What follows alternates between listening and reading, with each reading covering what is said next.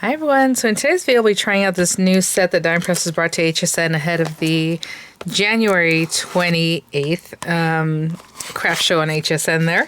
It is the Stamp and Die Nouveau Florals, and I'm super curious of this one. It has some larger dies and stamps, and then some sentiments. So let's open this up, I'll be right back. So Dime Press did send this item free of charge for my review, and of course all opinions are my own, and the links I'll have in the description box, possibly embedded in the video here, will be affiliate links. That means I'll make a small commission if you purchase items to those links, so thank you for using them if you would like. Yeah, just, helps keep the channel going, and I super appreciate it, guys. So check this out. Okay, so we have some different shapes. I thought they were all going to be like A2, so that's really cool. So you have your standard issue items, which are your sticky sheets and your instruction on how to use them with an applicator. You can run them through your die cutting machine. That the pressure, of the machine will also stick these to the back of your die cuts. But essentially, you have these little sticky dots on this clear side. You can see them. So you would put your die cut in here with the back of it facing the plastic there, close it up, do a little scrapey, and then the little sticky dots will just be on the back of your die cut, just in the spots that we're touching the sticky dots, right? And then you have a cutting folder for the marquee. If you don't have a marquee, you can run these through any machine that cut thin metal dies, okay? So let's check this out. We do have some stamps down here. I know they're hiding out. They're showing you here for the A2 size, and the other ones are 4-inch square. So you have these beautiful ginkgo leaves with a die, so big stamp and then die to cut that out.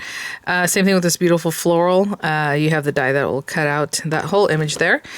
On this one, you have the two sections. It looks like, yeah, so they are separate. So I was going to die cut first and then stamp, and I'll probably do that. And with this one, you're going to want to do that because you're going to want to line up the edge of your stamp, stamp with the die cut edges there, and then the other one it's a little bit separate. It's it kind of has like a scroll look to it, but it's a flower, as you can see there. And then this one has like a very tender kind of viney flower just all around there, and then the die that goes along with that. Okay, so it looks like it's the same stamp. You're just gonna stamp it in one direction and stamp it in the opposite direction. Second time, you have some random like icons or motifs that are the same of the florals, right? The ginkgo leaf and the other flowers we saw. We have words like, your kindness has made my heart blossom, wishing you a blossoming season of happiness, celebrating you and your achievement. I'm just reading a few of them. May your day be as radiant and joyful as your spirit. You make my life bloom, things like this. And then they're showing some different ways that you might want to use it. Very simple. Of course, the cutout. And of course, we're going to do that today, so we can check that out. Big guys. I mean, this guy obviously is A2 size. We have all those stamps on the acrylic stamp sheet. Sorry, just put cuticle oil on also, so getting a little something on there. All those words, again, really nice size. Dime Press generally works in nice size, okay? Easy to work with, big guys. So I'm just going to grab a card base and some papers, and we'll probably go A2. Should we do? Well, let's do the 4-inch one, just so that we can have an idea of how maybe we'll work with that. And I will be right back. Okay, so we're going to do a 4-inch size one. So I'm going to make a card base out of this cream color paper. I'm going to use the white paper because I'm going to go ahead and use some alcoholic markers to color those in, my images. So if that's going to cut a 4-inch square, let's do, and this is A2 size paper, so it's 8.5 in the one direction. I'm going to cut it so it's 4 1/8 in the other direction. No, 4 1/4, sorry. 4 1/4. And that way when I score it at 4 1/4, I should have a square card. So 4 1/4 here, and scored at 4 1/4 here. And that will be our 4 1/4 inch card base. Again, you can just make it 4 inches. That'd be 4 by 8. This was 4 1/4 by 8.5, right? Scored at 4 inches. And this other one we're going to cut with the die, so I don't need to cut that down quite yet. And like I said, I'm going to run the die first, and I think I'm going to do this one with the big floral in the corner. So this is alcohol ink marker paper. Basically, it just works better than using regular old paper because it doesn't feather and all that kind of stuff. I'm going to run that through, and I'll be right back. Okay, guys, so we have that cut out. And I was debating if I should use like VersaFine and then heat set it, and you can color, and then it has a heat emboss feel. Of course, you can do that. Do whatever you like. I think I'm just going to go with some hybrid ink. When you're going to use alcohol ink markers, you can definitely just use a water-based ink and that'll work. This one, I'm trying to stick this in certain spots because I know, at least this one comes around the edge, but this one right here, let me see. So I am using a stamp positioner so I can get a good stamping on that. So we have this guy. And you're just going to line that up. And I was going to say I might have to move it down because of, you know, this and the edge and all that. So let me move this down just a little bit. I'll probably have to move it down and over like that. Okay. That way we're not running into any issues there. So as you can see, it does go off the edge. At least that's how it is, just barely. I mean, obviously I just rotate it just a little bit and I can see it's right at the very edge there. And again, if you're using alcohol ink markers, you can definitely use just a water-based ink. This is a hybrid ink, so you can use it with water-based and alcohol ink markers. These dry pretty quick, so they're not really good for heat embossing. Like if you wanted to heat emboss this, it wouldn't stick because it's already dry basically by the time you get there. But see, perfect. Oh, we could have done both at the same time now that I think about it, but that's all right. Let's grab the other guy. It is this one. And again, just lining it up. So whenever I do that, I'm looking at the stamp, and the stamp kind of bevels in, right? I don't know how, it's flat here, straight down, but the stamp where it actually is going to go into the little portions there, it kind of bevels in. So I'm just paying attention to that. I can see the very edges. If it goes off the edge, that's fine.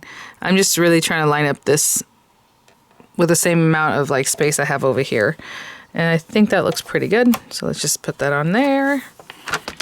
And let's just, oh, see. Okay. Get a little wild with it there. Okay.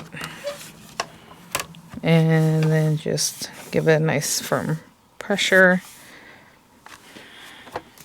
And that looks great. So I'm gonna go ahead and wash off my stamps, and I'm gonna let that dry because with alcohol ink markers, you definitely wanna let this dry before you continue on. And I'll be right back. And while that is drying, I'm gonna go ahead and stamp my sentiment, I think. I will say, this is a great one for shakering, you know, if you wanna do something like that. For sure. I mean, it could be like this. It could be, you know, like that. Whatever it is. Let's do it this way, because I usually always put things in the other way I was orienting that first. May your life be a garden of beauty, happiness. That's beautiful. Maybe we'll do that one. May you make... I'm sorry, you make my life bloom. I keep saying may you. This or that. Okay, let's see. That was there, and this is here. And I'm going to stamp right on the card base. But, you know, it's whatever you want to do. I'm just trying to see where exactly this would be more straight. And all of that. Maybe like right there, and then maybe a little bit more this way. All right, I'm going to bring my stamp positioner back, actually. And a lot of times I just go for it, but this time I'm like, you know what? I need to not just do that. So I'm going to put this on here.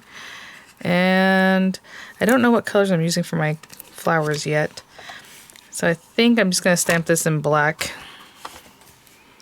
Just making sure that's nice and straight with like some of my grid lines that are still there. Okay.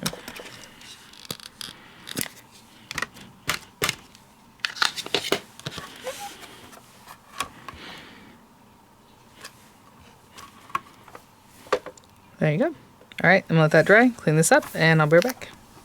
Okay guys, so I have a little something in the background here. Beautiful florals, we have our card, and so we'll just get started. I just have some 3-in-1 markers, whatever it is you like to use for alcohol ink markers. It looks like there's some leaves kind of like here. And you can even decide what's leaf, what's flower.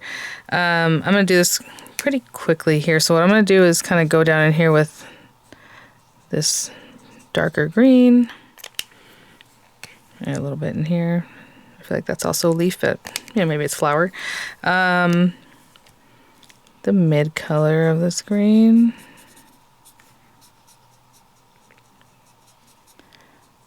I'll do the same thing on the other side. And then the light green.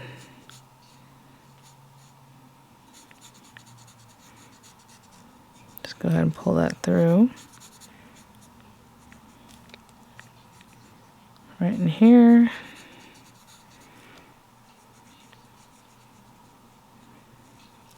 Okay, something like that, right? And then I think, in my opinion, this should also be a little bit green. This little piece right here. So that's how I'm going to treat it. All right in there. And then the light all the way through. You always want to start like where the dark color is so you can drag it back through. You can do light, dark, medium, light again. You know, however you like to color. So that's that, and I'll do the same thing on this side. And the pink, I'm just going to go in with the darkest pink and then flick whatever I see, like that area. And same thing, I'll come and pull it out with the medium color and then go through with the lightest color. And I'm just looking at the petals and seeing like where the next petal set should have started, right? So like right in here. Right in there. It does have a little turn there, but I don't get that detailed with it. So just a little bit of color here. I did get into that that petal. That's okay. Darker there. And then the medium color. And, you know, you can turn this, whatever it is, makes it easier for you to do what you're doing.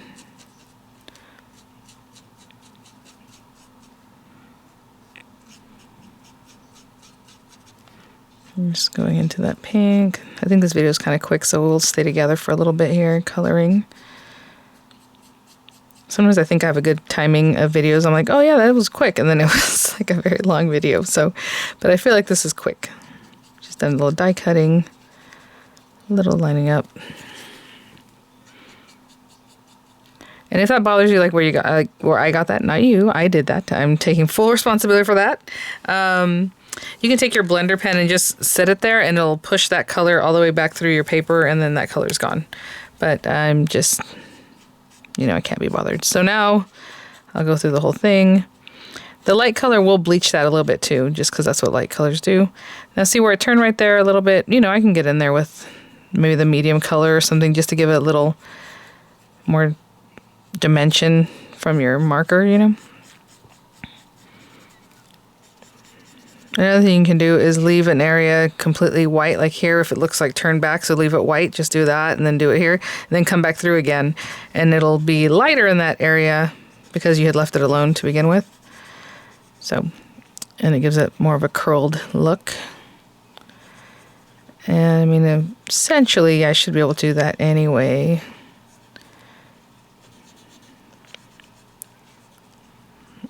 If I were to come back in here and just do a little more here and a little bit here. And I left that little center area alone.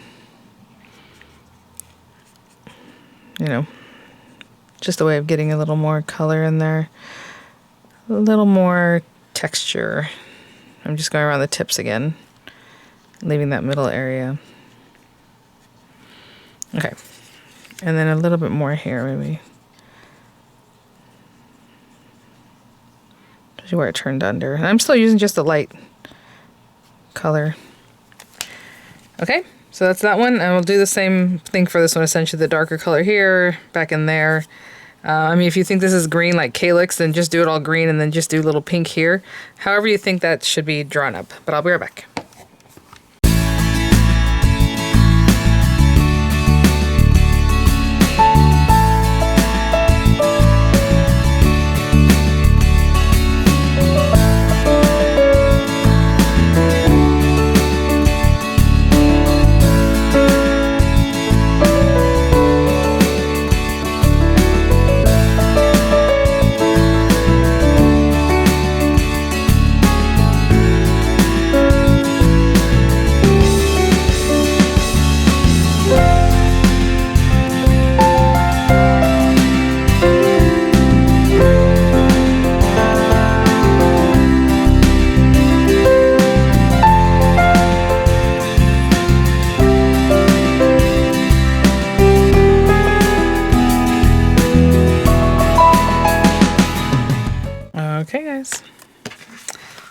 that's that.